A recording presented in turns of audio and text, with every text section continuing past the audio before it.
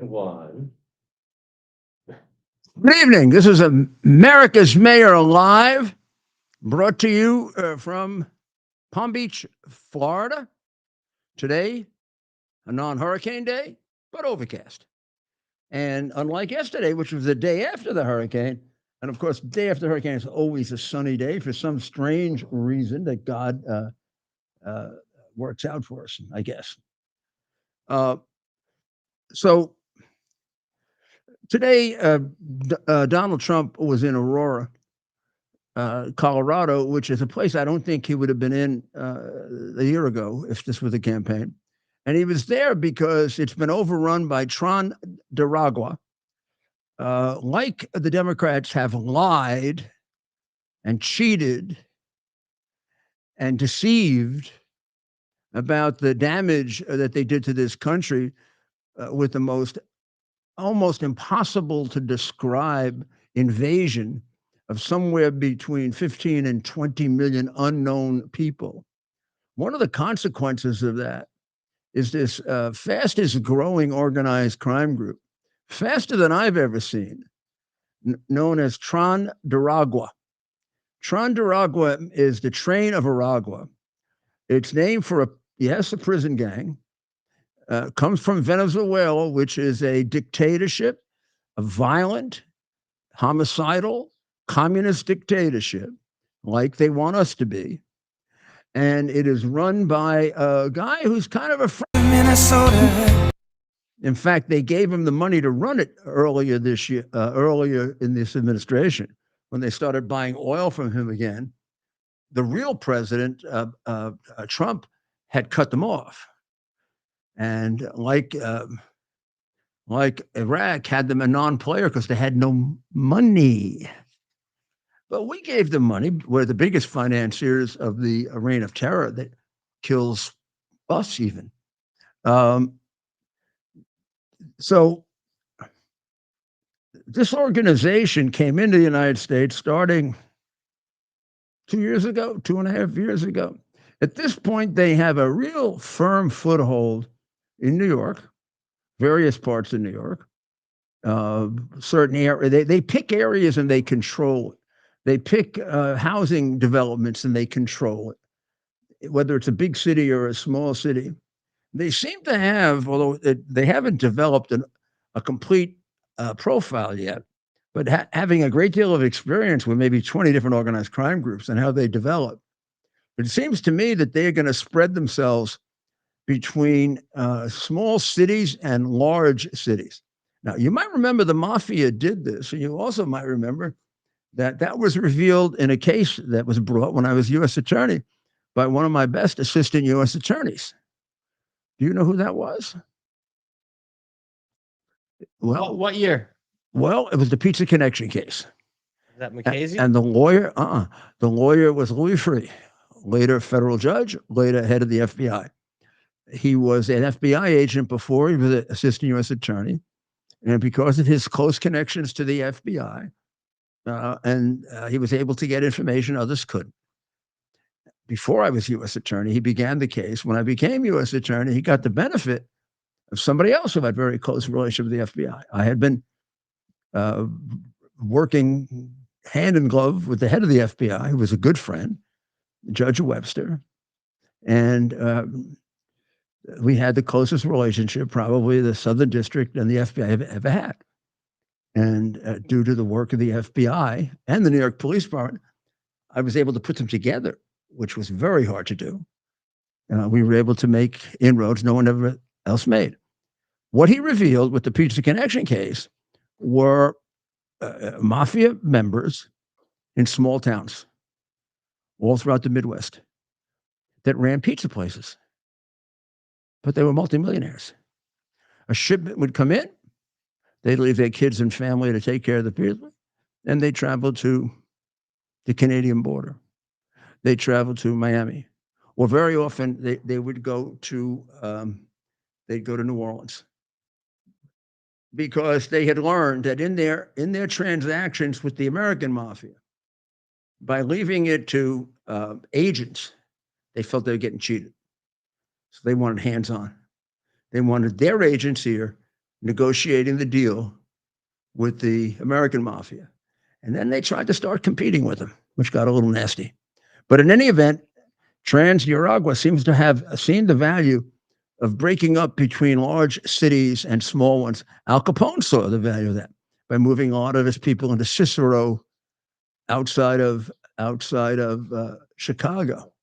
So this is not an unsophisticated group. I wouldn't say it's at the level yet of the Colombian mafia, of course, or even the Colombian and Mexican cartels.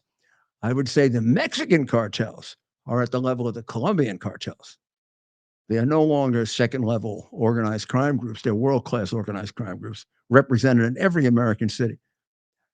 I predict, unless we elect Trump and we kick the shit out of them, about 3 years, they'll be as big as anybody. They're being subsidized literally by the Biden administration. They are being brought in here, a lot of them on special visas and other things because they're coming from Venezuela. And we don't send them back because Venezuela won't take them back. Who cares? I thought we were the strongest nation on earth. You don't have to call Maduro. Send one of those planes over, send little notes down. There can be 1,000 Trans de Aragua people landed on this big open field tomorrow. Please, if you want to shoot them, it's up to you. And get them parachutes, show them how to pull, and throw them out. Is that really? Would you say that? Do we have some?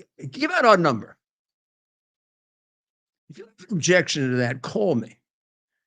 If you're some kind of liberal simp who's got an objection to that, I'll be nice to you. I want to hear what the objection is to somebody who.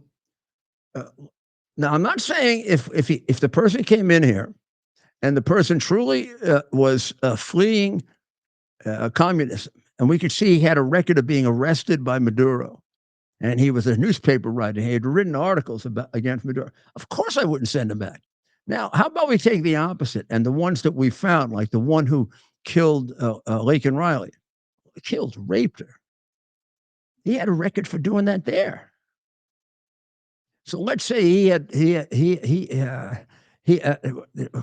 able to get him before, which we did, by the way, and he was subject to deportation. If we had done what I do, he never would have killed Laken Riley. So he's a 20-something-year-old guy. He's in great shape. It's just going to happen if he break his leg. So you get a nice plane. Look, if he has a heart condition, you give him pills. Pills can take care of it. I don't understand why we just don't take them all and send them back. We got these gigantic transports. We could do 500, 600 at a time. And the places we should send them back are the ones that don't want to take them. China. We don't send these spies back to China. You don't think they're spying on us? Do you think they're stupid? They're going to make something for the money they gave Biden. Right? So I think we should be realistic about what can be done. And deportation can be done. And I think the deportation will have to be and should be focused on the criminally involved group first. That's going to be big enough. And then you can see about the group that isn't, how they're acting. What are they doing? You get some time with them. You can't do 20 million at once. Even Trump or Elon. You can do a lot at once. All the known criminals out at once. The first thing it'll deter a lot of crime. It'll stop a lot of people from coming in. But they're going back. They don't have a choice. If the Venezuelan army attempts to stop us, there will be no Venezuelan army. No army. Sorry. You used to have an army, and now you don't have an army. If the Mexicans try to stop us, well, whatever it is you're going to stop us with, you're not going to have. We're going to just take it away from you, the way Bibi does. Maybe we should have, if Bibi gets the war solved, maybe we should have him come here and get rid of our. Maybe we'll send him to Gaza. No, he wouldn't want them there. We couldn't send him to Gaza. Jeez. No, they got to go back to where they come from. The ones, and the big ones that worry the most are the Chinese. Really worry me. And then the group from Venezuela. And I think the group from Venezuela is starting to work its way into fentanyl, which means they're working with the cartels and they're working with the Chinese. And every indication, and I've been studying up on this so we can do a report on it, every indication is that the meeting that our nitwit president had with Xi Jinping had no impact at all on the fentanyl coming in. In fact, they have developed a whole new route, which somebody from the State Department reported to Sullivan, and Sullivan just denied it. But there's a guy who belongs somewhere for his trying to take Trump out based on lies.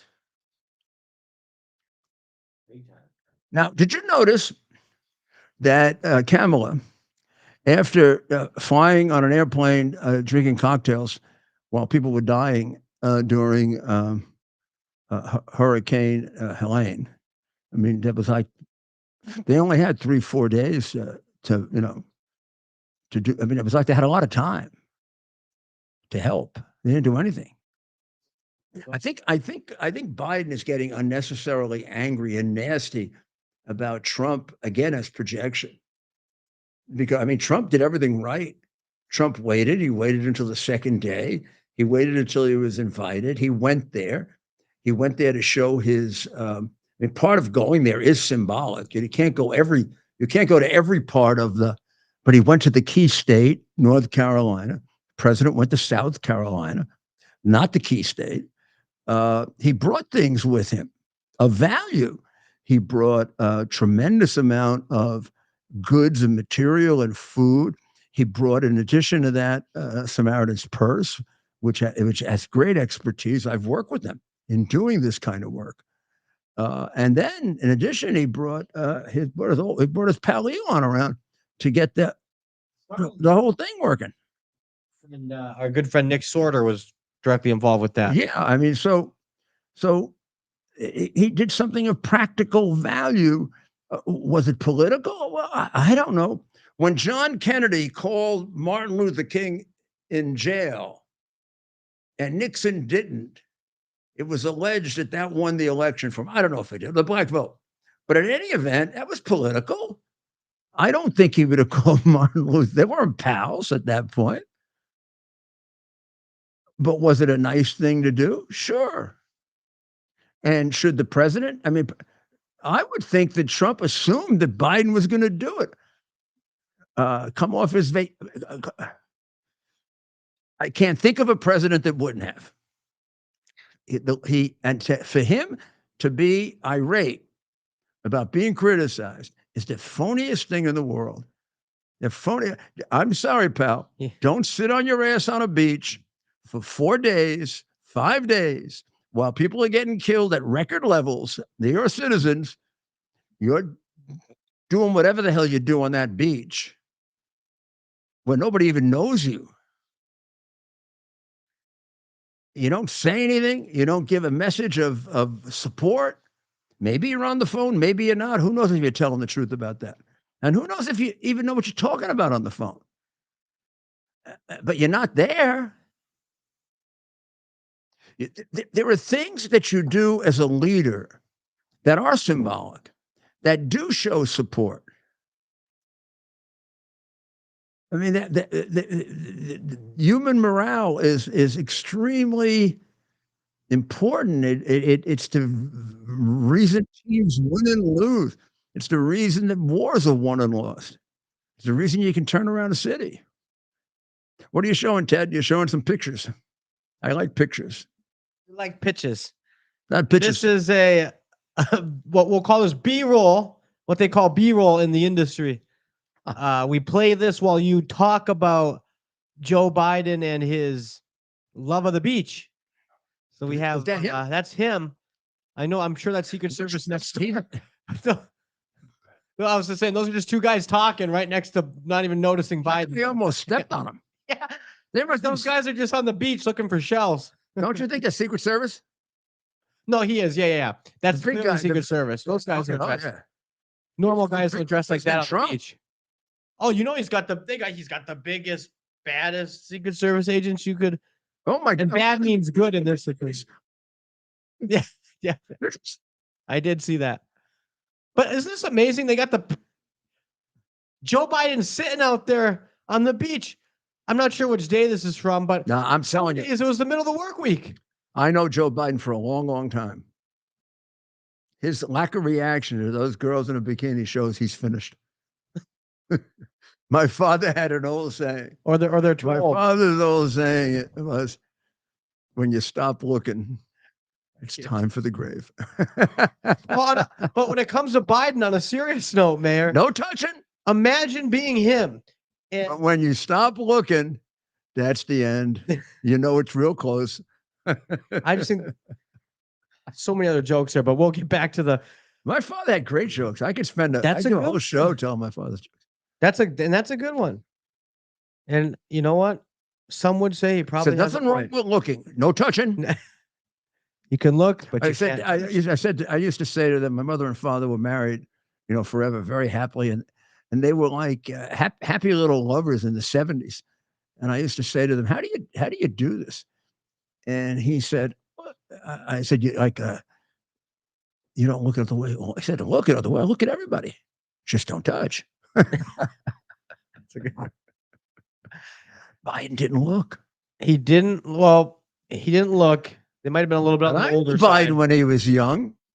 I think they might have been on the older side for him. The girls? Yeah. Oh, go play that again. They were not on the older side. No, that's the joke. They were good enough for him. That's the joke, right? No, yeah, just and then slow it down. I'm telling you, they were not on the older side. That's good enough for the joke, though, right? Now just Joe stop. Biden likes him on the younger side. Stop there. Come on. They're doing better than the first stepmother. Of course. Oh, yeah. Of course, she's on Vogue. Yeah. Oh, she's been on there a few times. Kamala's on Vogue this time. Do they sell any? Kamala was on Vogue? Kamala, yeah. Wow. Does that say something about Vogue that we don't even know who's on the cover these days? Why? Well, I'm saying like the fact that nobody knows. Nobody's reading Vogue stands anymore. Vogue's lost. Vogue has gone out of Vogue. Is it? Or is that a saying? Is it on the stands anymore? I mean, look, the same can be said about Sports Illustrated, right? Right. I don't know, but that's the thing. I didn't even know that Kamala was on the cover. Did she get her Peace Prize yet? Did she get her Nobel Peace Prize yet? Or are they waiting until she's elected? She'll get it when she loses. I'm also noticing something else very carefully. The people who go by don't even look at him. That's what I'm saying. But that can't be him. No, I mean, even if you don't like him, you look at him. No, he's a famous guy. Or sleeping. No, I agree with you. It's bizarre. Look, this couple, just a normal couple walking by, doesn't even look. It must be set up like that way. Now we haven't been on the beach together, but we've been at picnic places together. We've been everywhere together. We've been at ballparks together. And what happens? You're immediately noticed. What would happen if I was on that beach? I'm not bragging. You're not bragging. No, people would be coming up trying to get pictures. I'd be trying to eat my sandwich. I'd grab my hand and say, please, right? Yeah. They'd ask me and I'd say, well, let them eat first. And then they'd sneak around me and ask you directly. I go with some of my friends who all think, I'm in terrible shape and it's awful. And I'm all beaten by these creepy bum communists who are coming after me. And I have all these people that come up and they're surprised that I'm so popular. Yeah. That's something I hear. Yeah. It's like, what did you expect? Where did these people come from? And Tim says, they probably think you're lying. You say, well, it happens all over. Yeah, but not in New York. Oh no, it's More based New in New York. York. Yeah, but it didn't happen. It didn't happen. Everywhere. It doesn't happen when he's in Florida. Oh my God, yeah, a lot in Florida. Palm Beach, yeah. I mean, Palm Beach, Miami. I have the friends I have. I mean, you're the most popular guy here. Well, there are more people from New York here than in New York. That's actually a good point. I've met more New Yorkers down here than Floridians by a long shot. By the way, by a long shot. So I know I got in at the end of the show last night that Adams has a 5th investigation now. Oh gosh. No, I can't feel bad for the guy, but this one is for some kind of contract. That's the same group of girls, right? You're showing the same thing. Are they just now? This could be good for him. Are they like parading back and forth, walking in a circle? I feel like calling him and say, Joe, I know you're mad at me for exposing all your criminality, but what did you expect? I was a prosecutor. I'm just opposite of you. I'm honest. You have to really be upset that I put out the hard drive on your kid, but Jesus, he really was a pretty bad criminal. And I don't know, that messing around with China sounds like treason to me. And they didn't give Benedict Arnold a break. But I just want to know, did you see those girls? Look, I bet you he is seething right now. I mean, he's sitting there. He hears his side talk about how Trump's a threat to democracy and you got to stop him. So they picked this up. Isaac Shore picked this up in the Post. And I think some guys on TV picked it up too. But she tried to get herself involved in the hurricane. And I don't think he's happy about it, because I don't know if he did or he didn't go to the briefing before, but it is traditional. And certainly Trump did it. I can't remember because I wasn't involved in hurricanes during the Reagan administration. Yeah. I don't know if Reagan did it. I don't know if Clinton did it. We did it as mayor. I did it. But so I think it is pretty much part of the emergency protocol. But if you're going to have, let's say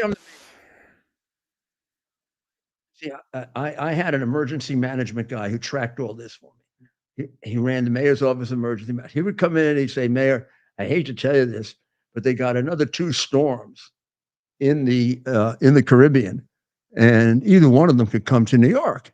So then we would, from that point on, the minute we knew that could be 5, 6, 7, 8 days before we'd go into action. He sometimes would pick them up when they were starting on the other side of the Atlantic. And he'd say, well, let me just track them and I'll keep you posted every day. So then if we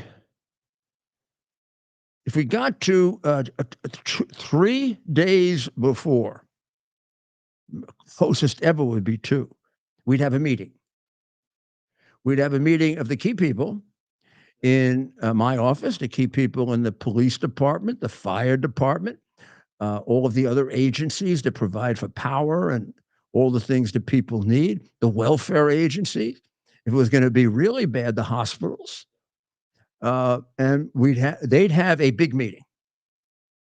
Then I'd have a small meeting with them and they'd brief me. So they'd have a meeting maybe with 25 or 30 people. And then I'd have something more akin to a cabinet meeting with about, and very often I would go to the agency in charge. Like I would go to the emergency management center and they would put it on a board. And they show me the whole thing and I'd ask questions. Sometimes if we were much earlier in the game, they just come over to City Hall or Gracie Mansion and brief me that way. If we definitely were going to have one, then 2 days before, we had a very official organizing briefing where everybody was given their role, where everybody was, here's the incident commander. If it was a snowfall, the incident commander was a sanitation commissioner, believe it or not, because he ran 3,000 snowplows. So I don't understand why they didn't have that meeting. And I don't understand how she explains her not being at it when she had been at it at all of the times. And with a president who is 81 years old or 80 years old, and in the condition that he's in, despite the fact that there's a campaign going on, she might have to take over for him at any moment. He is not exactly in great physical condition. He's in terrible physical condition. That was 96. You want to show me shoveling snow? Yeah, trying to find it. Yeah, I was shoveling snow in Queens for a lady in Queens, I remember. Did you ever see me filling a pothole for Letterman? Yeah, we'll have to look for it here. I used to often go to Queens because that's where my Republican predecessor John Lindsay, got killed for not picking up the snow. I made sure the Queens was taken care of right away because they were the most sensitive. It lasted for, there I am. It lasted for years. Election lost. 1989.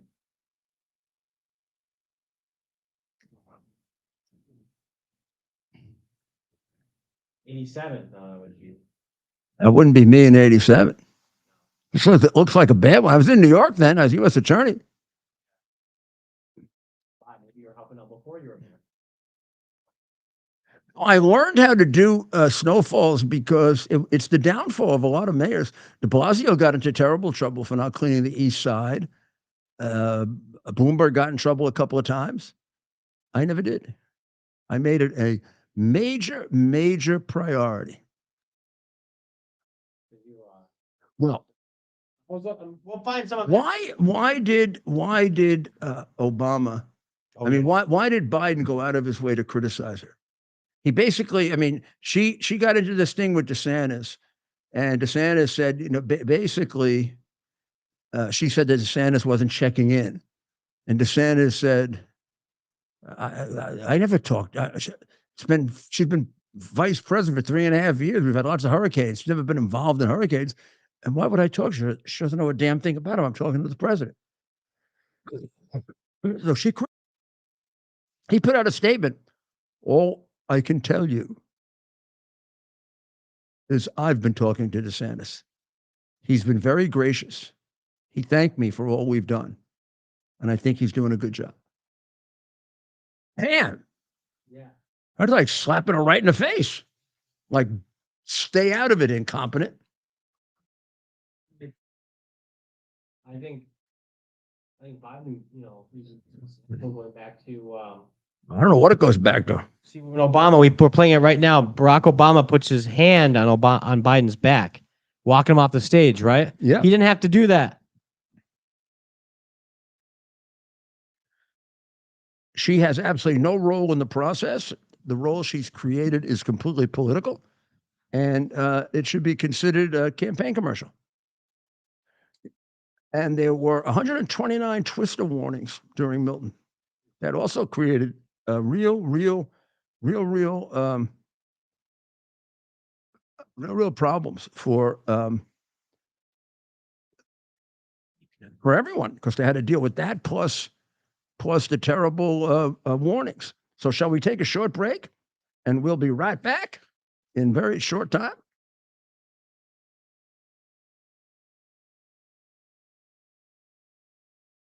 We're having the biggest sale ever on overstock clearance and brand new products. For example, save 60% on our Goose Down comforters, the best comforters ever. They go perfectly with our MyPillow bed sheets and duvet covers.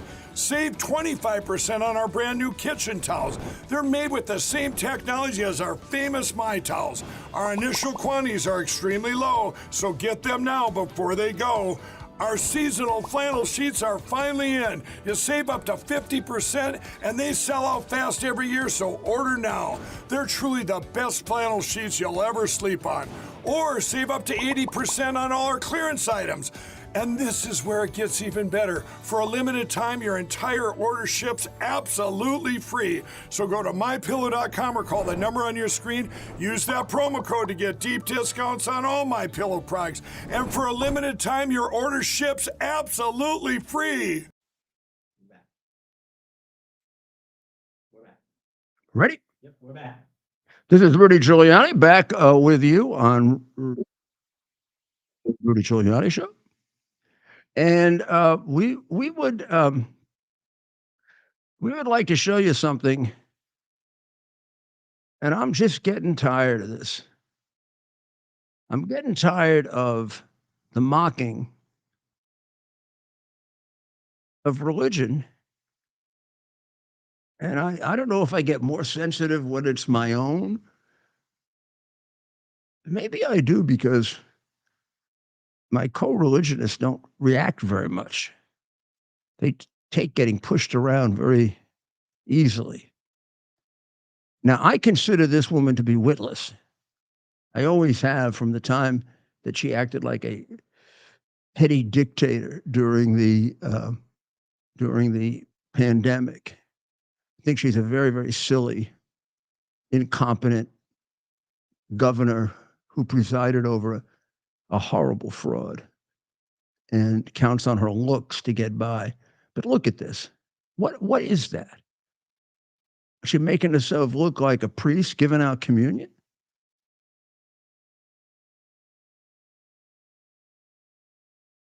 Don't you have any sensitivity, you witch? She wanted to be president. Probably still wants to be president. Take a look at her. She looks like she can't even think. Look at it again. Look at that stupid look. Now, who's the idiot with her? Well, what the hell are they doing? It looks an awful lot like giving out communion.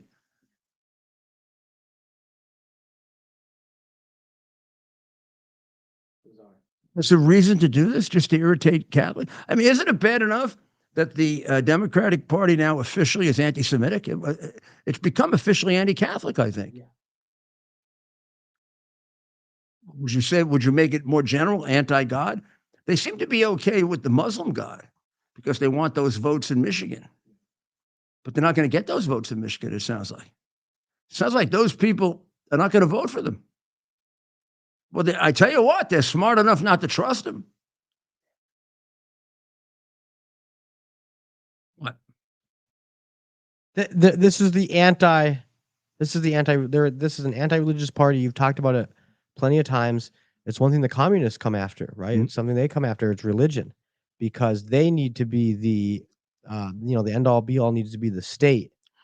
And so it is bizarre, though, for someone who wants to paint herself as kind of like a Midwestern mom, and she wants to run for office and national office in the future. She's really, I think that was obviously a poor decision by her political team and by her. But the fact that she's willing to do it and thinks she can do that as someone who has national political ambitions, well, she's asleep. Says, I think that, right. This is further evidence that she doesn't have what it takes. I've always questioned if Gretchen. So I'm from Michigan. so I know you- Gretchen Whitmer very well. So you think she's like Kamala? She's not ready for prime time. Not ready for prime time, and obviously Kamala checked a few boxes for Joe Biden. I think that's the only reason she was chosen, right? Is because the Democrat Party's obsession with race. Listening to her talk, I always thought she was stupid until I listened to Kamala talk. Yeah, she's smarter than Kamala. Well, she's smarter in that she doesn't talk as much. She knows, right? Like I wonder, but you're right. I think, genuinely speaking, I have heard Gretchen speak, of course, and again, this isn't just objectively speaking, right? Gretchen Whitmer is not an impressive person.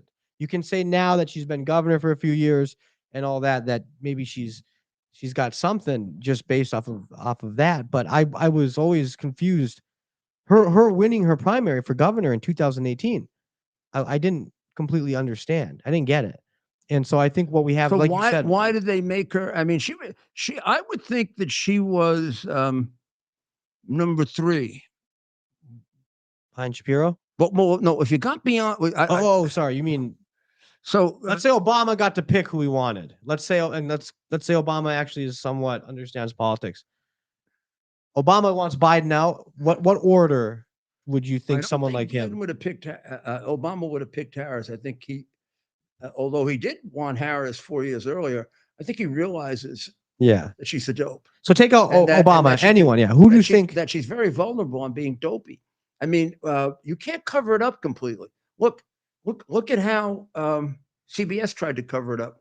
They put a whole fake thing in, right? Mhm. They put a whole fake. Yeah, they're Yeah. someone says. Completely fake. Well, somebody made a point, and it was kind of it makes you really think. It's a somber point, and the point was that we weren't supposed to know that Kamala is this stupid, right? We weren't supposed to. She wasn't supposed to be this exposed to the public because President Trump is supposed to be. Well, because they they smoked her out. I think Yeah. J.D. Vance really smoked her out by doing so many press conferences, and they figured these would be easy. These are all lightweight. I mean, come on, Howard Stern, Jimmy Farrell, and yeah, Howard Jimmy Farrell, Stern, and Stephen Colbert. Stephen Colbert. She goes on The View, and she gave her most disastrous answer on The View. What would you do different than Joe Biden? I can't think of a thing. You would come up with something. And here she's right. She's campaigning as you would think her mind would say, I'm campaigning as the new way forward. Therefore, I got to come up with something, even anything. Something. Anybody would say something, even if you love the guy. I'd increase the size of the military or something. I don't know. Something. But you made a good point yesterday, Mayor. Her saying nothing comes to mind might have been a moment of like real truth for her. It's like, oh my gosh, like there's no mind. She had no right. She got also she has no idea what to say because she's like she doesn't even understand enough to like to say anything. She doesn't know what to say. She does not have a mind. That's the problem, right? Yes. She had a teleprompter for a town hall. The point of a town hall is that it's not scripted. There's a difference between a speech and a town hall. She had a teleprompter. She was. Well, do we have a picture of her with the teleprompter? Yes. Can we show it? So we'll bring that.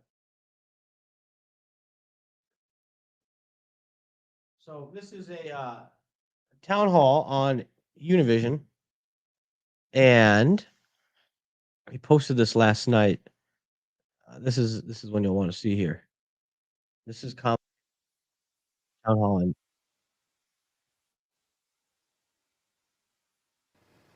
The only question I ever ask is, are you okay?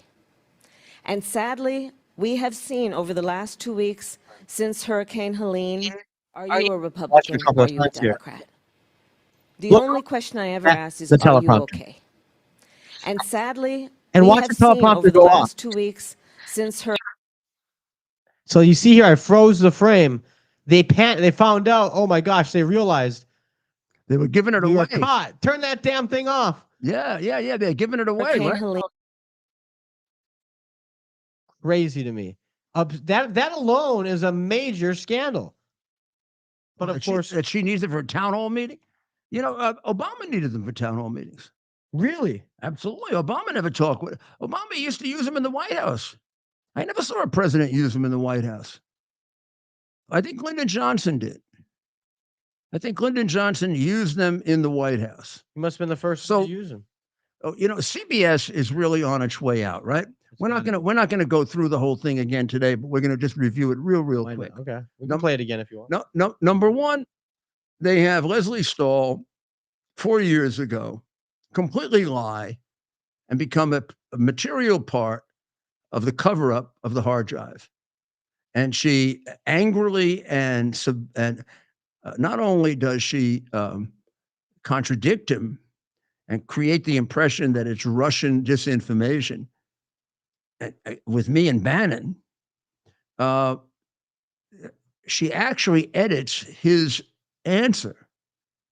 So he explains during the answer everything that's on the hard drive. She cuts it down to a minute, and it sounds like he's making like a complaint about just some computer that was lost. Yeah. You have no idea. He goes through the details. 3.5 million from Baturina, 8 million from Zlochevsky, bare minimum 21 million from Xi Jinping, money from Romania, money from, and he points out that there are emails and there are documents and there are bank documents. It's about a 4-minute thing, all edited out. Every single part of it edited out to the point where when he does get upset about it, it sounds like he's upset over nothing. Just totally dishonest, bitchy stuff to do as part of an overall conspiracy to just not do anything with the hard drive. Now, she also lies. She says it hasn't been verified by anyone. It had been verified by the New York Post. That is someone. That's a lie, Leslie. So he said, I'm not coming back to be raped on this damn place unless you apologize. And they won't apologize. And this guy, Mr. Pelly, whose hair is like bouncing off his head now. Scott Pelley? He must have gotten a hair transplant of some kind, who looked like he had put his finger in an electric socket. And he looks like he's 105. He doing an imitation of Joe Biden. He explained, he just lied. He said that Trump lied about, she never said that he was a Russian, with Russian collusion. Well, I mean, she actually did. And Greg Kelly last night played it. She actually did say it. So they're lying again. What the hell is with CBS? Then they have the debate and they fact check Vance 5 times. Don't fact check Tampon Tim, who is a congenital liar. And then they fact check him wrong after they agreed not to fact check at all. So Brennan and the other one, O'Donnell, they're also apparatchiks of the Biden news machine. And CBS has become a prostitute. They're just like a prostitute. They're working for a pimp. Biden's the pimp. And then this guy does the interview, and they do the most extraordinary thing. They don't edit the interview. They change it. Yeah. They create a fictitious interview. They take the answer, throw it out, and put in a new answer that comes from somewhere, and we don't know where, which also tells us there's an awful lot of material on the cutting room floor that you're not getting to see because they are deceiving you about the intellect of the person. They're trying to show you she has an intellect when this answer right here will tell you she doesn't. But they get rid of this answer. Movements. But it seems that Prime Minister Netanyahu is not listening. Well, Bill, the work that we have done has resulted in a number of movements in that region by Israel that were very much prompted by or a result of many things, including our advocacy for what needs to happen in the region. But it seems that Prime Minister Netanyahu is not listening. We're not going to stop pursuing what is necessary for the United States to be clear about where we stand on the need for this war to end.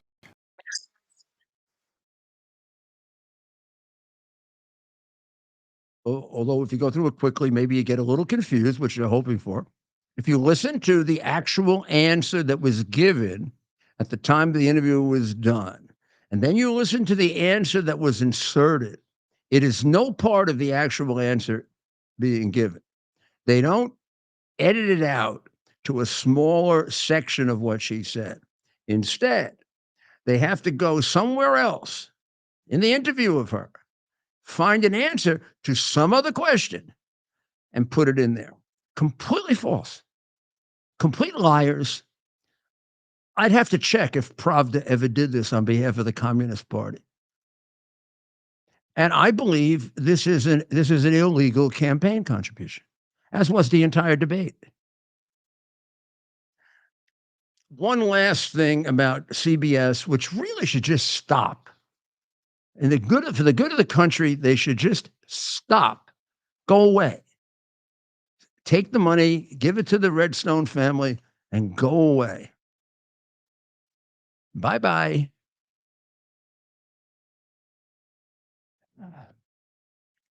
How about this? I'm going to read this article by Taylor Herzlich from the New York Post about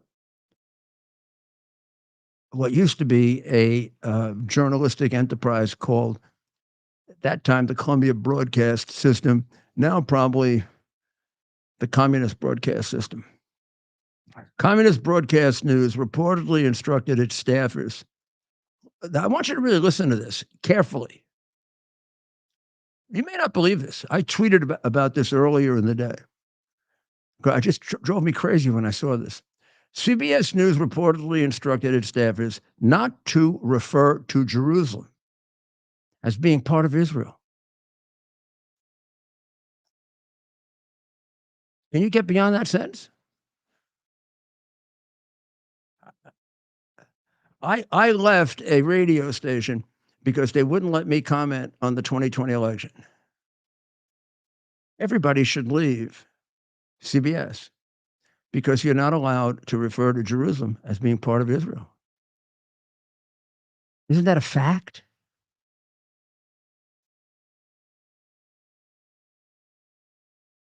Let me read the rest. As the network faces mounting internal pressure over its handling of the Israel-Palestinian war. So based on pressure, they're requiring their staff members to misrepresent the political facts. Whatever happened to disinformation? This is about as clearly disinformation as possible. Mark Memot, CBS's news senior director of standards. They really have a director of standards? That's got to be a pretty useless job. Oh my God. Sent an email to all CBS news It employees. was an all staff. The one thing he did all year. Time for me to send my email. Bring my email people in. No, of course, he doesn't know how to do an email. We are going to do an email. What's an email? Oh, shut up, Mark. All staff. And just do it. Director of standards. Well, here's what he did. He changed geopolitical facts. This guy's can change maps. This is a powerful guy. I mean, the Jews have been connected to Jerusalem for 2,000 years, and he's going to change it. King David won Jerusalem in a war. And this guy's going to take it away from King David. Just Mark Memot. He must be a hell of a guy. Mark Memot, CBS News Senior Director of Standards, sent an email to all CBS News employees hiding under their desks in late August, and some in the bathroom, with a list of terms to be careful with when we talk or write about the news pertaining to the war in Gaza, according to the report in the Free Press. Sounds like a very incorrect description for whatever this Free Press is, if there are only certain words that are dictated that you have to use. Email goes on. Jerusalem made the list of contentious terms. So what? It's a city. It's a city in Israel. Do not refer to it as being in Israel. Memot reportedly wrote in the memo. You may use alternatives like Jupiter, Mars, Hackensack.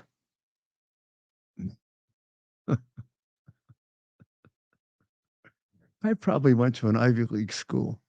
Man, I'm telling you, you should get your money back. I should. Mehmet acknowledged the U.S. Embassy in Jerusalem. Oh, thank you. And that the Trump administration had validated Jerusalem as Israel's capital, the report said. But its status is disputed, Mehmet reportedly wrote. The status of Jerusalem goes to the heart of the conflict. CBS News did not respond to request for comment. Now, may I make my first point about this, which I have been making for 30 years in my fight with these liberal, uneducated, rather dim-witted phonies who think they're smart. There's a major, major problem in this that none of the frickin' nitwits that read this are going to notice because they're not as smart as I am.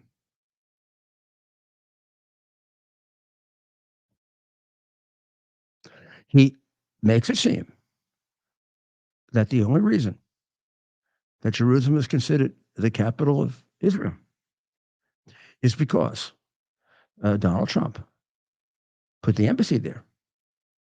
Mehmet acknowledged the U.S. Embassy in Jerusalem and that the Trump administration had validated Jerusalem as Israel's capital, the report said. Mr. Mehmet failed and you're expelled. Donald Trump just executed a document that was 15 years old. The first Congress to recognize Jerusalem as the capital of Israel was under Bill Clinton. The Democrat and Republican Congresses on at least 5 different occasions recognized Jerusalem as the capital of Israel. It was passed by Congress. There was no president with the balls to do it. Clinton promised to do it, running. And as he did so often, he lied. Bush promised to do it. And as he rarely did, lied. And Obama promised to do it, never intended to because he hates the Jewish people. You might call it a lie, or he might have crossed his fingers when he said it. And Trump promised to do it and did it. He carried out a resolution of the United States Congress.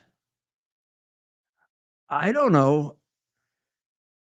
Would you say it is the height of deception to make it appear as if it was done by the guy where your reporting on this guy for the last 4 years has been 98% negative?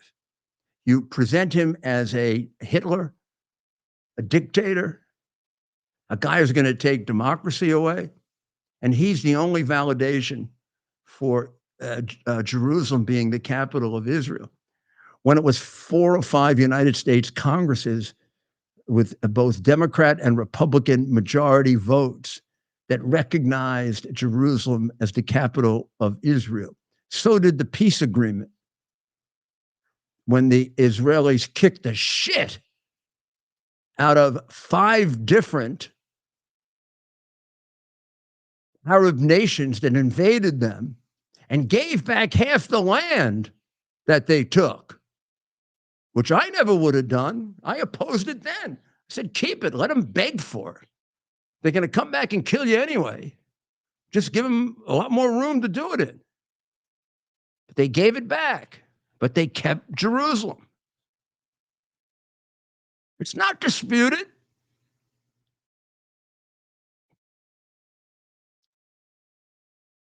What are the other words that you can't use?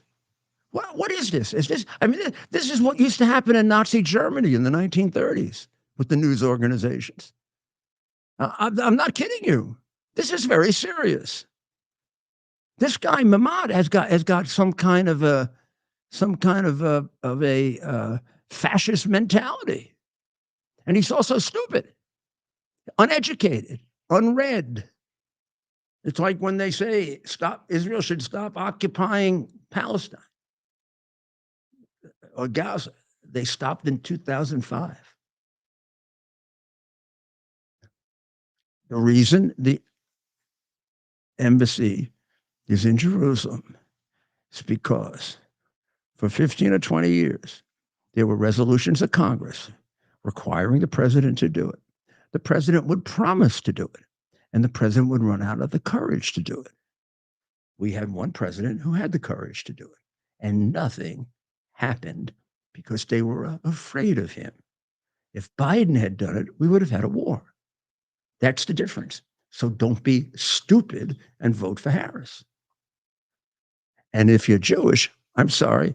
If Obama can tell you all blacks should vote for Harris, well, there's a lot better reason why all Jews should vote for Trump. I'll tell you that. Because you ain't going to have Israel with Harris around. Listen to that. From CBS. Why don't you just stop watching them like you did to Budweiser? Just stop watching them. They're awful anyway. I haven't the foggiest idea what's on CBS, what show is on CBS. I haven't watched one of those networks in years. I have no idea who does the news for him, nor do I care, because he's a paid employee of the regime. The news is useless. It's silly. It's reported in a dumb way. It's reported like it's a soap opera. They all laugh at all the wrong times because they're actresses and actors. Very few of them have any kind of knowledge that I would find useful listening to. I consider them a waste of time. Every once in a while, you get somebody on there that's smart, but that's usually on cable. Half the time, cable has people on. You wonder, what the hell is this guy expounding for? He never did this, or he never did that. Half the people that talk about cities don't even know what a city is. So you got to do your own research. See, you gotta read. If you're well read, you pick up immediately that this guy Mehmet is a bullshit artist. Mehmet acknowledged the U.S. Embassy in Jerusalem and that the Trump administration had validated Jerusalem as Israel's capital. No, the United States Congress, with a bipartisan vote, which we know is very rare, recognized it. So did the peace agreement. So does 2,000 years of history. Do you know, Mr. Mehmet, that the Jews captured Israel 1,000 years before Jesus Christ was born? Did you know that? Did you know that the Jews pray for about,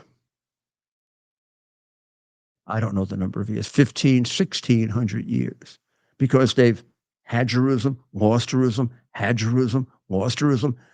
They pray for 1,500 plus years. Next year in Jerusalem. Next year, we're going to have our Seder feast in Jerusalem because their hearts long for their homeland. That no one else has ever put a flag down there and made it theirs permanently. It's been a place of war, a place of acquisition, and then for the longest time, a non-state part of the, just a indeterminate part of the Ottoman Empire, a part of the Roman Empire. The Jews have as strong a claim on that as some of the other Arab groups, a much stronger claim than the Palestinians, who are basically a made-up group. And I would say, and I hope I'm being objective about this historically, without any doubt, the strongest historical claim on it. They also have a claim on it that's religious in nature. It's their religious home. It's like trying to take the Vatican away from the Pope, or trying to take the place where Jesus was crucified away from the Christians, which the Muslims did when they controlled East Jerusalem. Did you hear me? Which the Muslims did, and they let it deteriorate, and they wouldn't allow the Christians to fix it, the Greek, the Armenian, or the Roman Catholic Christians, and they persecuted them.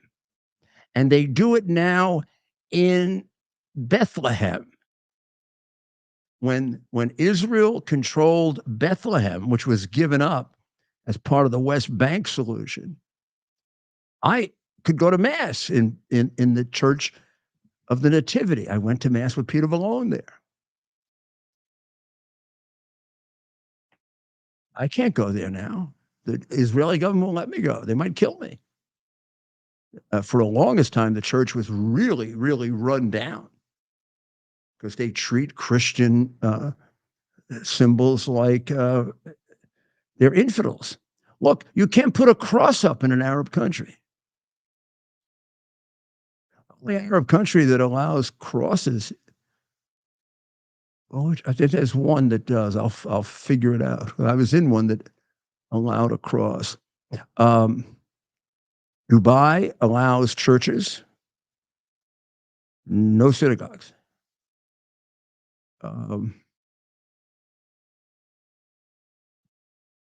Someday we're going to learn that the best way to straighten out problems and the best way to be non-prejudicial is to be honest and to be truthful and to not suck up to people or to be afraid and to be cowardly. So now we're going to go to the part you're all been waiting for. Let's first do a little recent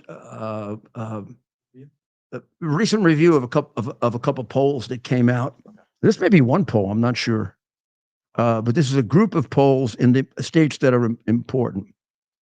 Let me go up here to make sure I got it right there because it's missing the top there. Hold on. No worries. I don't have it up yet. I'm waiting. I got the fingers ready. Okay. Well, all right. I'll have to hold it to make sure it's right. Well, because it doesn't fit quite like. All right. I got it. No problem. Okay. You can show it now. Okay. So let's start with Arizona. Yep. So we got a 2-point lead there in Arizona. Okay. Yep. And that's a 1-point drop for Harris. Okay. Yep. Trump is up 1 point in Georgia. I thought he was up in I don't know which poll this compares to.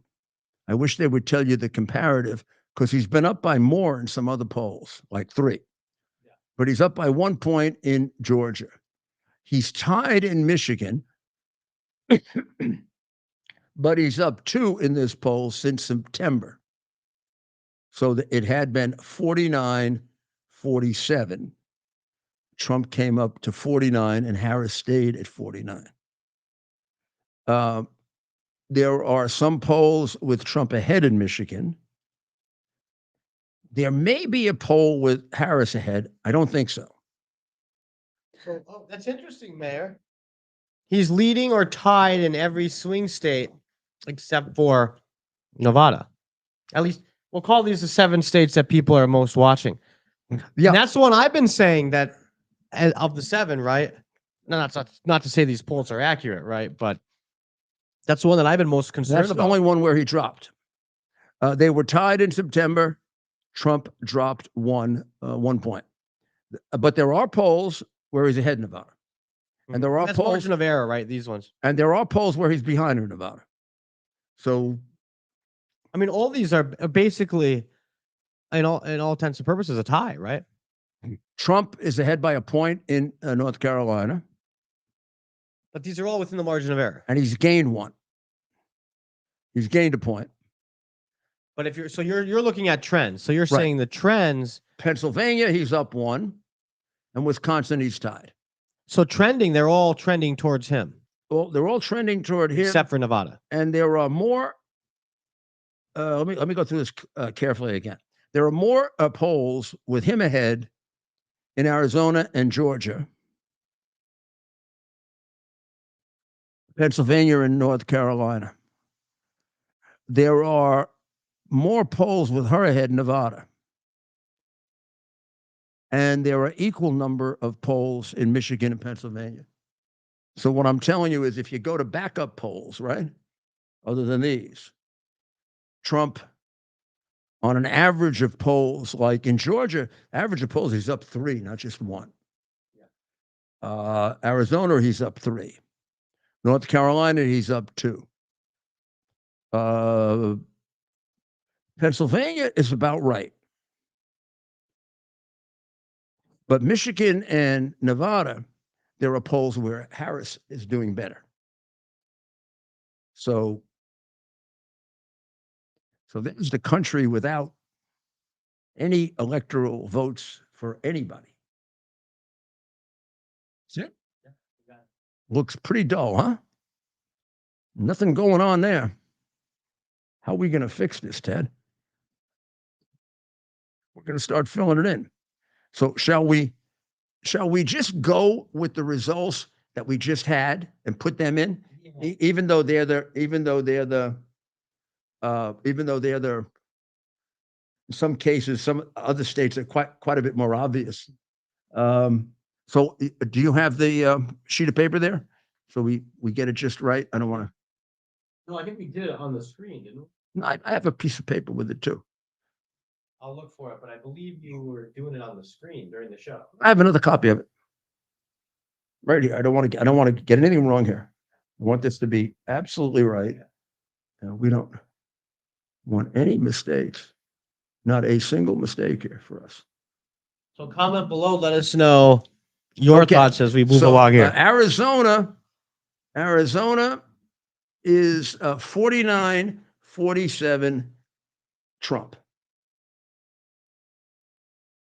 Do you have a screenshot? Yeah, that's a screenshot you have up, right? There's. Well, I'll have to go to this one. Okay, so now we're going to readjust this from the one we did for the people in the earlier show, okay? So we'll keep Arizona, right? We'll keep Arizona the way it is. Trump is up in Georgia, so we'll keep Georgia the way it is. Trump is tied in Michigan, so we'll make Michigan.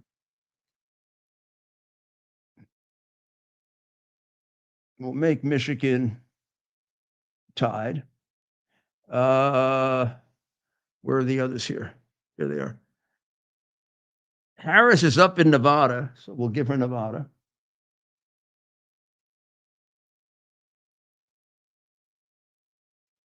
Trump is up in North Carolina. We had given him North Carolina. Trump is up in Pennsylvania. We had given him Pennsylvania. And they're even in Wisconsin.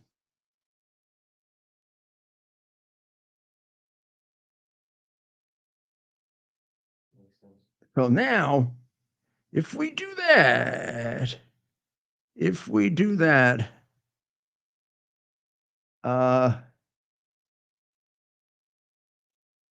Harris has one state that she's ahead in, right?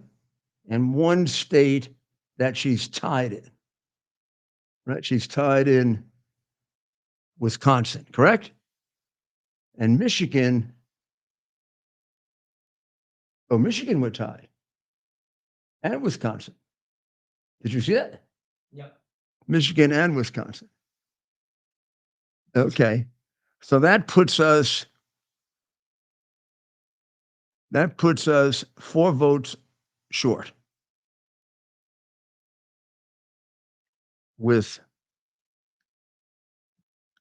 Now, what changes would you make to that? Is there anybody who wants to call in? Why don't you give out the number? Yeah, we did.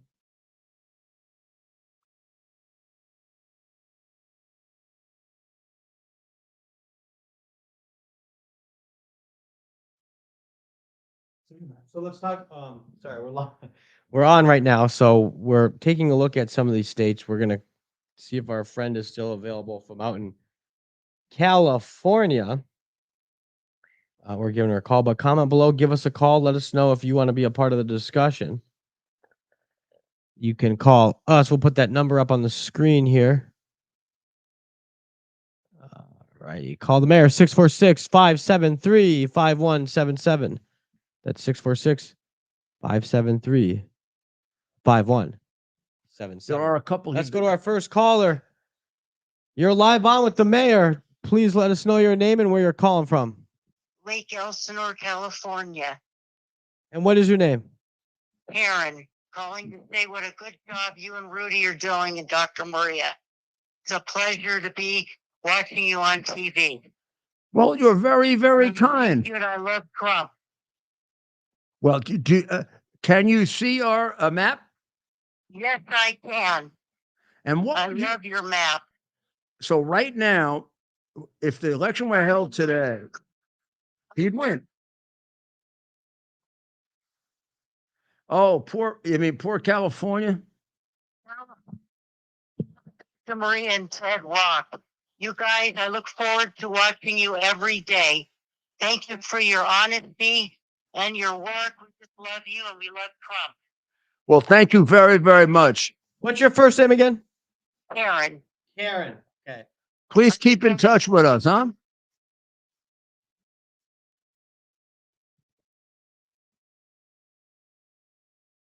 Every hour. It's Well, pretty soon my book will be coming out, and we'll get you a copy. Thank you so much for calling, and don't be a stranger, Karen. You guys, thank you. All right, All Karen. right. We'll talk to you soon. And condolences on living in California. Same for me when I was in New York, but I live in Florida now. We got Judy on the phone. Judy, where you calling from? You're on with the mayor. Where in Michigan? Michigan, just north of Detroit. Very fancy. Birmingham is the nicest. I Ted call it is, the nicest suburb. Ted is our Michigan expert, you know. How are the Tigers doing? You. He asked how you think the Tigers are doing. Find out tomorrow. Oh, they're not playing tonight. Oh, yeah. So I want to play the Tigers so Ted and I can have fun. Party. Well, we may have a party. We may have a party after the election's over. If the election's over, we're going to have a big party. Maybe we'll host it at Stephen Lely's on the green. Or maybe we'll host it at Mar-a-Lago.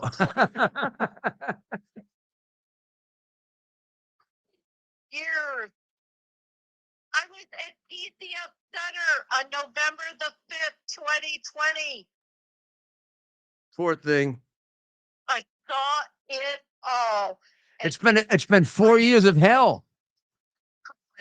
Yeah, I'm in the Trump parade tomorrow in Detroit from Square Lake Road to 12 Mile.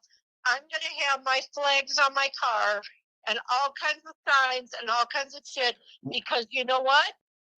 I gotta. I want to know when. Tell me what you're going to do tomorrow. Explain that again. We've got a parade going from Square Lake Road to 12 Mile for the Republican Party, and I'm going to be there at 9:00 a.m. tomorrow morning. Well, when we come to Detroit or Michigan, we'll let you know, and you come and meet us. All right? Damn right. I am a badass, wonderful woman.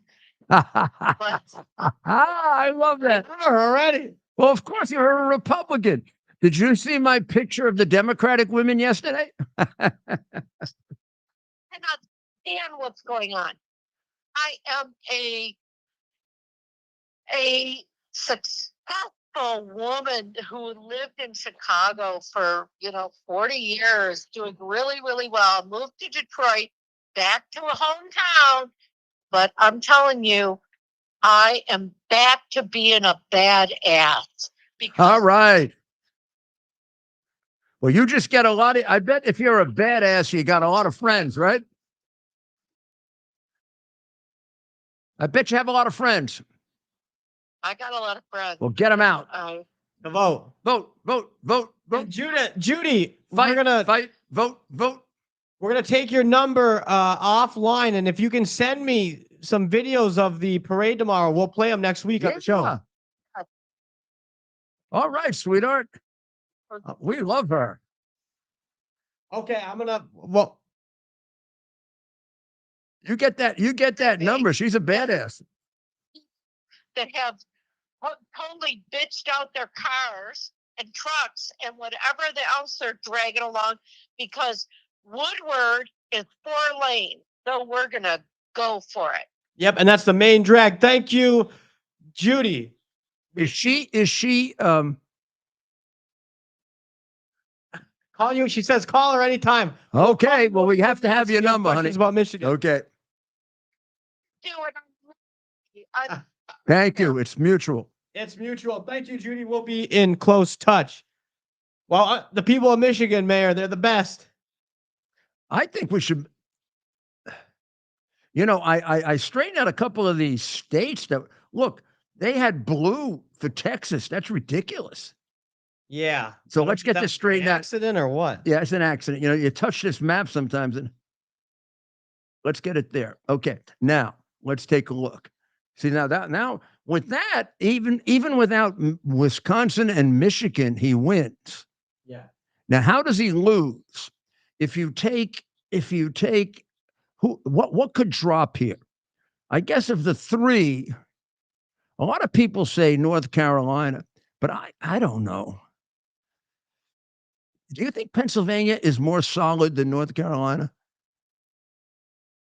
No, I'd actually put North Carolina. Only because of its Republican history, right? I think so, but I do think Trump in Pennsylvania will do really well against Kamala, right? Kind of like Let's take Pennsylvania just away for a minute. We'll just make it neutral. okay. He's still over the top.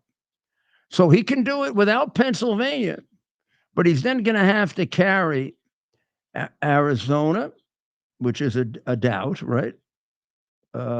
Georgia and Florida, which I don't think are doubts anymore.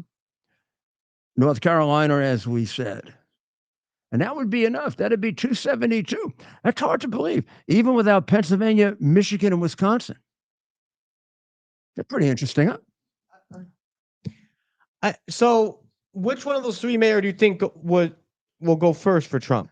Like in what order? What we call is the blue wall, right? That's known as the big blue wall. It fell, and Trump went in 16. And so Kamala's, I'm starting to see her only path. Like I can see Pennsylvania and Michigan. I could see this without much, right? Right. I can see this without much.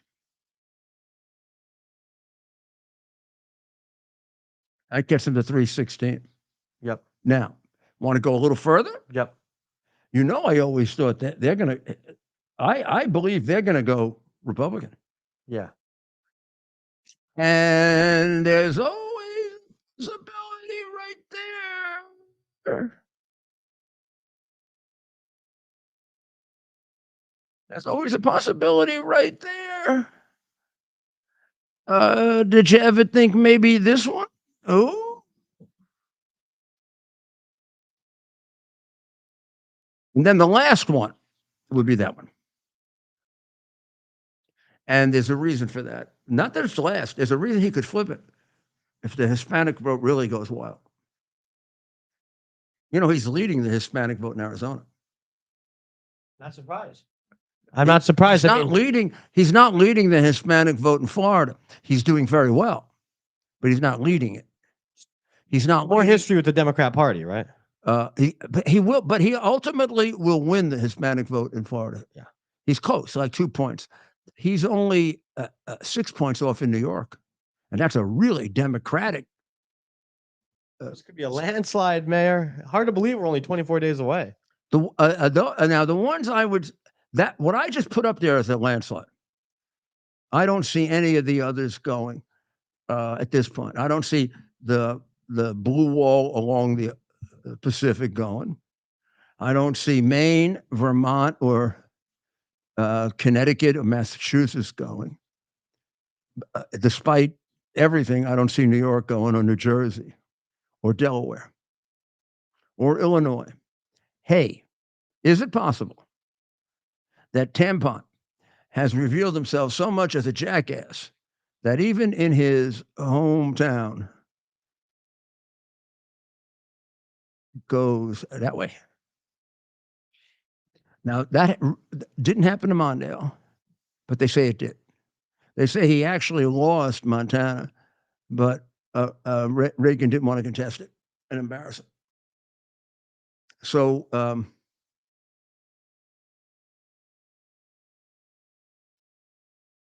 never won Minnesota, right? Yeah. He lost it in 16. Because I remember we made the choice between Michigan and Minnesota, and we thought Michigan was closer. Good call. And I mean, also, that's a very good call. yeah, but had 5 more votes too. It had more votes, but it's tailor made. It's a combination of both. It's a combination of both. Yeah. But Michigan's got more in common with the East Coast, right, than Minnesota. 100%. I also thought it was a little bit less wacky. Minnesota has a wacky. Well, the DFL, right? They don't the Democrat labor farm. I mean, I don't think you get tampon Tims in Michigan. No, you don't. And that's why it's so funny. And I knew at the time they picked him. You know, these Democrat operatives from the East Coast were thinking, Tim Walz, Minnesota, he'll appeal to people in Michigan, right? And you're spot on, Mayor.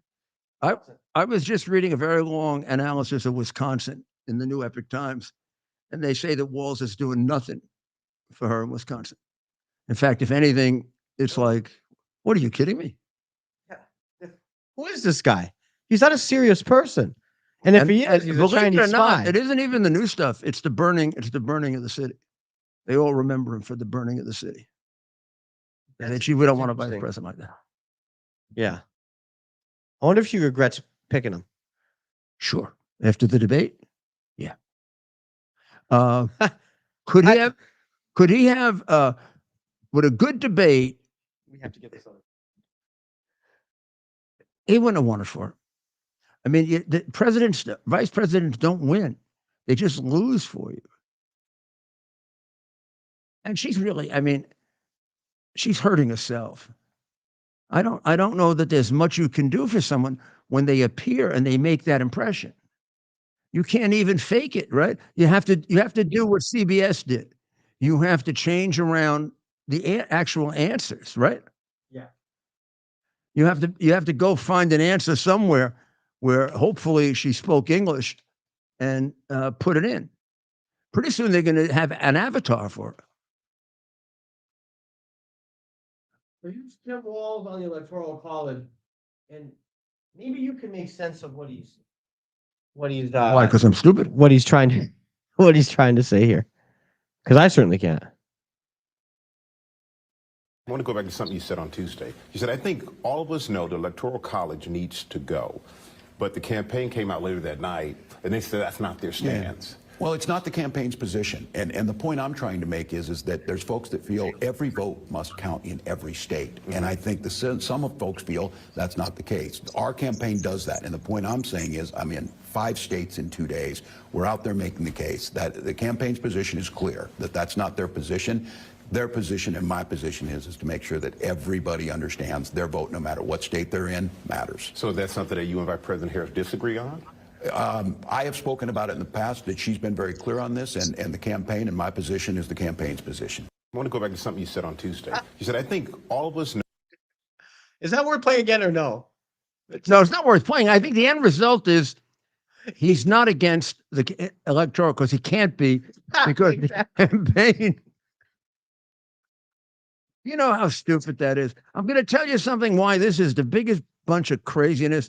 And I wonder if I could get Carville to agree on this. They win the electoral vote only because of New York and California. I'm going to do the popular vote. I'm going to do the analysis after the show, so we have it for Monday. I think if you take out New York and California, I asked somebody this and they just gave me a yes, but I'm not sure. I think the Republicans win the electoral vote. A popular vote, yeah. A popular vote, I'm sorry. So the fact that they have the 2 populist states throws it all off. And they win it by dictatorially large margins because they've run dictatorships there. They also cheat there. So if you gave us a different game plan, I said this to Steve Bannon when we were running Trump's campaign. I said we could win the popular vote. We'd have to campaign differently. Yeah. Tell you what we would do. Doesn't mean we'd win New York. It doesn't mean we win California. You can see what's happening in New York right now. He's going to run somewhere around, if he does not really well, 10, 11%. He was down by 15 last time. He was down by 22 the first time. If there was a popular vote election, he'd get that number down to 5%, the number that Zeldin got. That's the generic vote you can get the Republicans down to. He's not going to spend the time there. It's the, if I go to New York here. Plenty of people don't vote. Plenty of Republicans don't vote in California, right? Yeah. Thinking that their vote's useless. If I just show you New York, it's the upper part of New York that's all Republican. He's not going to spend any time. Yeah. Even the time he's going to New York, like he went to Long Island, that's really for the congressional vote. 3 major congressional races. He's going to go to Madison Square Garden. He's got 7 congressional races, 1 in New Jersey, 3 in Long Island, 2 in Westchester, that he can affect there. Upstate New York, he's going to win all the congressional races. No reason to go there. If he goes there, turnout goes up 10%. Vote comes down. Same thing in the farm belt of California. That's 1,000% Republican. You just don't bring out the vote there. It's not worthy. You don't use resources for that. So I don't know how much you could bring California down. You could cut it in half. Now, they would do the same thing in our states. Yeah. But I don't think they'd have as much room in our states. Our states are already pretty well divided. You know, Texas is a 7-8 point state. I think if they spent more time campaigning, it would still be a 7 or 8 point state. We don't have the only wide margin states we have. It's not safe to be a Democrat. You don't want to go into some of those places. And they're very small. There's no Democrat stronghold in half those states. But Americans who see this communist party for what it is, then people will go fight our wars for us. Look what they've done to it. There was an article, again, in New Epoch Times about nobody's joining the army. I mean, what's your army made up of? Gay drag queens? Gay drag queens are going to go up the hill? The army is made up of tough men, tough, very masculine, toxic, masculine men who are killers. They are trained to kill, to keep you alive, and to keep you from being part of a Chinese communist dictatorship. If we send drag queens in, it's over. And there are a lot of guys are not joining. A lot of the military, like a lot of my fire department, particularly my fire department, even more than my police department, is made up of relatives. A lot of people think, oh, being a fireman's terrible. I don't want to be a fireman. You got to jump in the fire. Now, you come from a fireman family. There's a lot of advantages to being a fireman. First of all, if you're a man, a real man, you like hanging around with guys. It's like a childhood. Your childhood keeps going, right? But at the same time, you've got an enormously responsible job. You also, unlike the police, and this is what my uncle, who was my uncles who were cops, always angry. My uncle who was a firefighter said, nobody's ever mad at firefighters. They're always doing good things. The only time they ever love us is if we take a cat down from a tree. Otherwise, everybody's fighting with us all the time. Which is one of the reasons the New York City Police Department has an emergency services unit where we produce heroes. I think Ray Kelly would actually tell you, you got to have them for the morale of the police department. You know, when I became the mayor, I had thought about doing away with it, and I didn't do it because for the first time in my life, I was intimidated. My uncle said he would kill me. He would absolutely kill me. He was a 17-year emergency services guy, 3 medals, worked for Ray Kelly, took 3 people down from the top of the Brooklyn Bridge. And he said, if you turn it over to those firefighters, I'll kill you. Of course, the firefighters were just as good, but they would never admit it.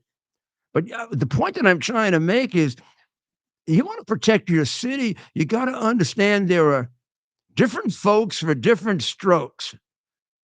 When my firefighters used to get in trouble having a fight in the bar, and they wanted me to fire them, I said if I fired all my firefighters who fight in the bar, I'd get a bunch of firefighters who don't fight in the bar, and they're the ones who won't go to a fire. Don't you get it, you stupid, idiotic, silly, sissy reporters? Have you ever had a bar fight? No, the answer is no, right? Well, you shouldn't have a fight. Of course, but it's very nice if you can live like that. You grow up in Brooklyn, you grow up in Bedford, you can't live like that. Otherwise, they're going to kick you all around the streets. And I'm sorry, there's a connection between guys who do a little fighting and guys who do a little saving you in fire. It is completely ridiculous to try to model an army on society in general. An army is not a society in general. An army is a killing machine of the highest order. And the better it can do that, the more it can save their own lives. Here's where we will now probably get taken off the air. But all the studies of women in combat is a danger to the men. They're not as effective in keeping their fellow soldiers alive. They're not as fast. They're not as strong. Somebody gets injured and has to be dragged out, and it's life or death. They're not going to be able to do it. I'm sitting up here in this building. We're on fire, you and I, and we're seriously injured, and we can't move. And a small woman comes in, like the little ones who were protecting Trump, who were 4'4". I don't know. Can they get us out as effectively as a guy who's 6'2" and 220, and could play tight end for the Giants? I don't know. Who could knock the wall down to get the firefighter on the other side of the wall faster?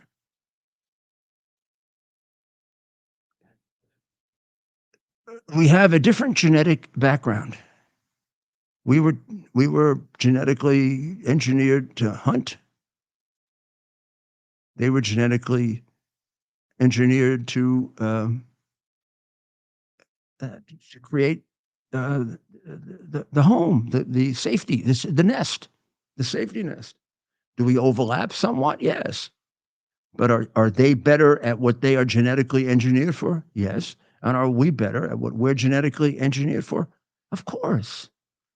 That's why you take a guy, you make believe he's a girl. You don't take his penis off and you let him swim and he beats all the girls. What kind of fairness is that? What are you serving by doing that? What kind of idiotic Marxist insanity is that? And how did we get there? And that party agrees with it. Are you really going to vote for that? They all agree with that. I haven't heard one that's against that. They're even afraid to be against mutilation of kids. So that's my pitch. We're going to save it for a little later in the campaign. But right now, keep up with us. We got Trump winning right now. If the election is held right now, here's the problem, too. It's not held right now and they cheat. So please volunteer. Get your vote in. Get the votes in of your friends. Get them in early. There'll be plenty to do on election day. Number 2, watch carefully and report anything you see. We're in court several places already, much earlier than last time. I'm going to try very hard not to have the same thing happen again. We don't need it. We need a good, clean election. You cannot count on a group of habitual criminals, which is what they are, who are in charge of that regime. You can't count on them to not fix it. They already tried to fix the election. Today, he's in a state in which they took him off the ballot. They took him off the ballot in Colorado. Yeah. It's completely illegal. 9 states, 9 Democrats did it. Supreme Court said completely illegal. They don't even smile. They were willing to do something completely illegal to fix the election and to screw up our democracy. And then they accuse him of it to cover their own crimes. Well, enjoy the weekend. The baseball playoffs will start. By the time we see you on Monday, somebody will be ahead 2-0 or 1-1. There might be a Yankee Detroit series going on, which will make Ted and I enormously contentious. And could be the Dodgers. Who's winning? Are they playing tonight too, or they get a night off? Yeah, I haven't been. I think the Dodgers are playing tonight. Yeah, I'll check. And then we got an early. We got early, So heading up to. God, not quick memories. Last time we were there. We're headed up to the deep. Home. Well, not quite. We'll be a little out of it. Yeah. Maybe we'll go take a quick look at it if we put our masks on. Yeah. They'll probably arrest us for being involved in January 6th. Oh, yeah. They haven't gotten me yet, Mayor. We arrive late. We arrive. These guys arrive late for January 6th. Arrest them. That is. We laugh, but it's really. I tell you what, funny. if the Metropolitan Police saw this, they would probably beat me up. I wear it every day. That's right. Yeah. I don't know if you know that. No, I do. Yeah. Actually, I have it. And these are Can you my zoom in on that? Yeah. these are my 9/11 people. Should bring it. Hold it up a little bit But there it is. so we can see it. I'm going to wear this until we convict the guy who murdered her. Mhm. Right. I am a dedicated murder investigator, and I come from a tradition, the New York City Police Department, that never gives up on a murder. And the statute of limitations on murder is endless. We're going to get the son of a bitch. God bless the people of Israel. And you pray for them. And you pray for the people of Ukraine. Pray for the people that are suffering from this hurricane. Please, please. They were poorly served, particularly in North Carolina. It makes a difference if you have a good governor like a DeSantis or a bad governor like the guy who never appeared with two upper echelon idiots who were on vacation during a hurricane, a fatal hurricane. It's mind-boggling to me that you accept it. A country should have a major protest about that. Peaceful. God bless America. Bear the principle of common sense and rational discussion to the issues of our day. America was created at a time of great turmoil, tremendous disagreements, anger, hatred. There was a book written in 1776 that guided much of the discipline of thinking that brought to us the discovery of our freedoms, of our God-given freedoms.